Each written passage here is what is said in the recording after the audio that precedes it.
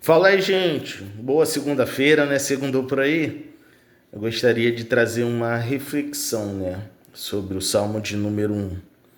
É uma coisa interessante para efeito de conhecimento, né? O livro de Salmo, a gente tem por hábito, né? Falar capítulo. E no caso, se referindo ao livro de Salmo, o correto é dizer número. Salmo número um, Salmo número 23, Salmo número 90, não, Salmo 119, estou falando, mencionando os mais conhecidos, né? Uma coisa interessante também, que dentro dessa composição do livro de Salmos, tem alguns estilos de Salmo. Tem o de louvor, tem o de lamento, tem precatórios, tem o de penitências, né? E tem o messiânico. Tem 5 estilos de salmo dentro deste livro. E uma coisa interessante aqui, agora especificamente no salmo de número um, vamos ler aqui, embora seja bastante conhecido, é bom, né? A palavra de Deus é bom a gente ler e meditar no intuito de fixar a nossa mente, né? Bem-aventurado o varão que não anda segundo o conselho dos ímpios, nem se detém no caminho dos pecadores, nem se assenta à roda dos escarnecedores. Antes tem o seu prazer na lei do Senhor, e na lei medita de dia e de noite, pois será como árvore plantada junto aos ribeiros de águas, a qual dá o seu fruto na estação própria, e as suas folhas não caem. Tudo quanto fizer prosperará. Uma coisa aqui interessante é acerca algumas coisas que eu percebo aqui nesses 3 versículos, né? O Salmo de número um, ele tem mais versículos, mas eu vou me deter nesses 3 versículos. E algumas coisas interessantes aqui que eu percebi e eu gostaria de compartilhar com você. A primeira é que o justo ele é considerado bem-aventurado por aquilo que ele evita. Isso é um princípio da sabedoria. Você se antecipar a um possível problema, a um possível engodo, a um possível problema que venha te envolver, te enredar, venha te, de alguma forma, manietar. E o pecado faz muito isso. E aí é uma primeira reflexão que eu gostaria de trazer para você. A segunda reflexão também é que aqui mostra 3 personagens do mal contra um. Aqui, qual é o personagem do bem? O varão.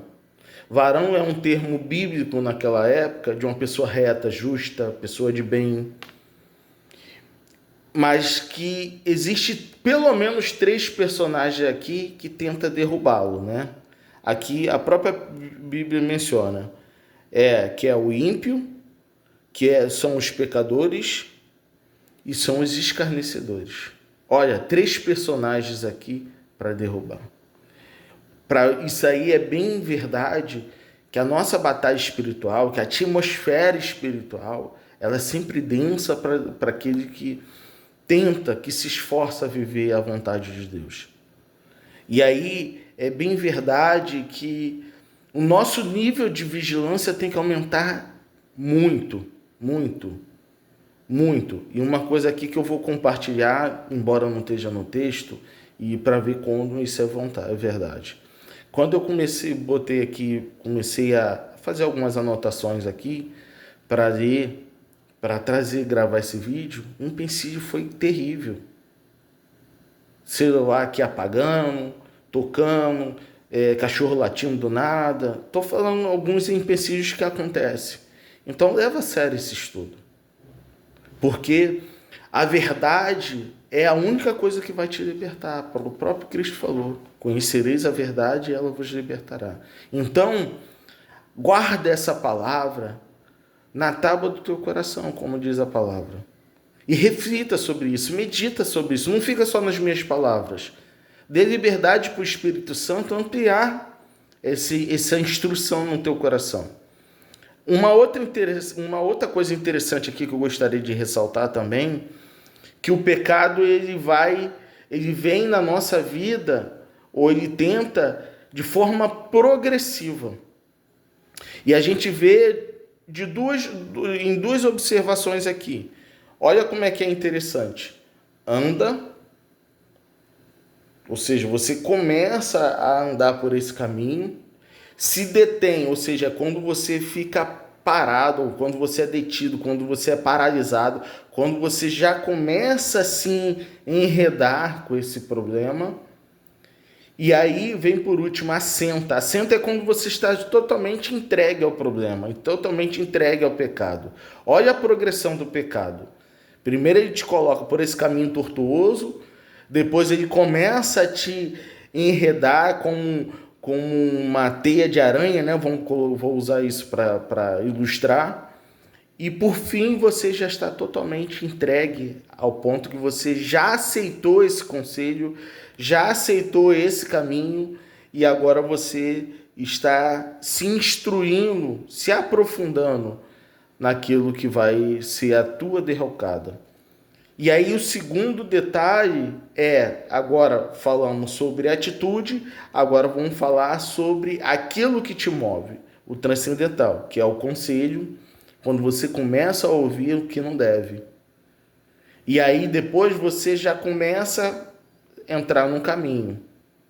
Você começa a ajustar a sua vida conforme esse pecado, conforme essa vida pecaminosa. Fala de uma vida pecaminosa. E quando você entra na roda, é porque você já se tornou um deles. Olha como é que isso é interessante. Mas aí a palavra de Deus diz assim, que aquele que não segue, né, como eu falei, aquele que evita esse engodo, que evita esse caminho de perdição, ele fala assim, tem um antídoto para isso, que é, antes tenha sua lei, tenha o seu prazer na lei do Senhor. Um único antídoto contra o pecado, contra a vida pecaminosa, contra a morte espiritual, é a lei do Senhor. Porque ela traz vida, ela traz luz, ela traz um novo vigor. E aí a minha palavra é para você. Essa palavra é para você e para mim, porque a palavra ela é tão fantástica que ao mesmo tempo ela está falando contigo, ela está falando comigo. Talvez você está tão mergulhado num pecado que você não veja mais uma saída. Talvez você está tão entregue, já está tão assentado na roda, a sua vida já está tão identificada com o erro, com a morte, com o pecado, que você não consegue ver outro caminho, você não consegue ter outra identidade senão essa identidade do pecado, da morte, da perdição. Mas tem palavra de vida para a sua vida, aleluia. Tem resgate do Senhor para a sua vida, se você quiser. Tudo passa pela tua vontade de querer mudar. Então essa meditação, essa palavra é para você, meu amigo, é para você, minha amiga, que estás totalmente entregue ao pecado, totalmente mergulhado, está plenamente encharcado pelo lodo do pecado. Há restauração para a sua vida. Há uma vida nova para a sua vida. Há um ministério, um grande futuro para a sua vida, se você quiser. Mas basta você querer. Tudo passa pela vontade humana. E tenha certeza, nesse momento que você está ouvindo essa palavra, essa meditação, o Espírito Santo trabalhou arduamente para que esse facho de luz chegasse até você. Você que está imerso em meio à escuridão. Esse facho de luz é a tua saída. Esse facho de luz é o teu resgate. Esse facho de luz é a restauração para uma vida abundante, uma vida em Cristo, uma vida de pleno gozo, uma vida de plena alegria e ainda um galardão futuro que é a salvação eterna. Por isso, para a sua vida agora seja o amém. Hoje a gente fala tanto sobre essa palavra amém, mas a profundidade disso traz uma ideia de alguém que está no meio de um mar, à deriva, e ele encontra um ponto de refúgio, seja uma boia, seja um toco, alguma coisa que ele consiga sobreviver. E o amém, ele traz essa ideia de me agarro a isso, a todas as forças. Por isso, nesta manhã, ou nesta tarde ou à noite, eu não sei a hora que você vai assistir, agarre-se à palavra, à oportunidade que Deus te dá com todas as tuas forças. Porque se você aceitar a mudança que o Espírito Santo de Deus quer fazer na sua vida, você vai ser como essa árvore aqui. Ela será como uma árvore plantada junto aos ribeiros de água. Tu vê uma árvore, quando ela está junto aos ribeiros de água, ou seja, quando a tua vida está ligada, plenamente ligada, linkada ao ribeiro de água chamado Bíblia Sagrada, a sua vida fica frondosa, frutífera e fortalecida. Diz aqui ainda, a qual o seu fruto dá na estação própria.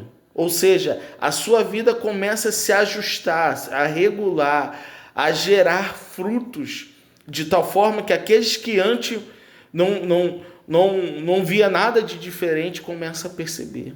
Porque uma árvore bonita, frondosa, frutífera, grande, empoderada, ela chama atenção.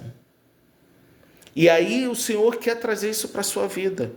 A qual do seu fruto da estação na estação própria, né? E cujas folhas não caem. E tudo que fizer prosperará. Aqui basicamente fala sobre crescimento,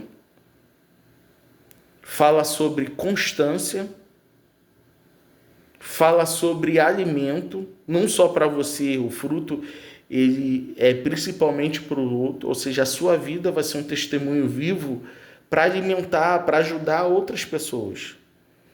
As folhas falam muito sobre remédio. A sua vida pode restaurar aqueles que estão doente, apático, sem vida, desnutrido. Folha fala muito sobre remédio. E aqui ainda fala assim, sobre ter o favor de Deus na sua vida, porque diz aqui, tudo quanto fizer prosperará. Guarda essa palavra no seu coração. É um tempo de mudança para a sua vida. E eu gostaria que você meditasse nessa palavra. Salmo de número 1, capítulo 1, 2 e 3. E eu gostaria também de pedir, compartilha para outra pessoa.